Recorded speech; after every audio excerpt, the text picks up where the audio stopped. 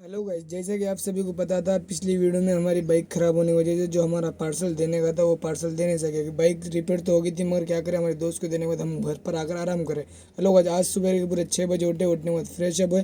Fresh up होने के बाद हम नाश्ते में बनाना खाए। बनाना खाने के बाद अभी हम जा रहे थे हमारा जो पार्सल देने का था। यहाँ पर हमारा छोटा भाई हमें रोक लिया था, क्यों बोल दो गाइस, वो भी आने की जिद कर रहा था।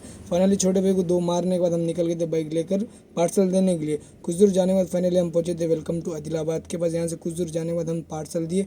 पार्सल देने के बाद यहाँ से हम निकल गए थे घर के लिए। क्यों बोल दो गाइस, आज था जुम्मे का दिन, इसलिए घर पर पहुंचे। पहुंचने से पहले हमारा छोटा भाई रेडी हो गया था नमाज के लिए। फाइनली छोटे भाई को बिठाकर हम निकल गए थे मस्जिद में।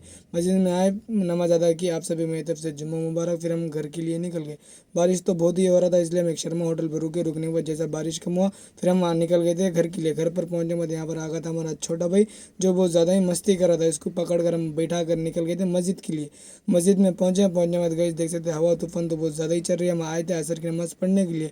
यहाँ पर वजू करने के बाद यहाँ पर बारिश तो बहुत ज़्यादा ही हो रही थी। नमाज़ पढ़े, यहाँ पर कुछ देर इंतजार करने के बाद मगरिब की नमाज़ पढ़कर हम निकल गए थे भाई को बिठाकर होटल के लिए। क्यों बोल दो गाइस, होटल की बहुत ज़्यादा ही जिद कर रहा था।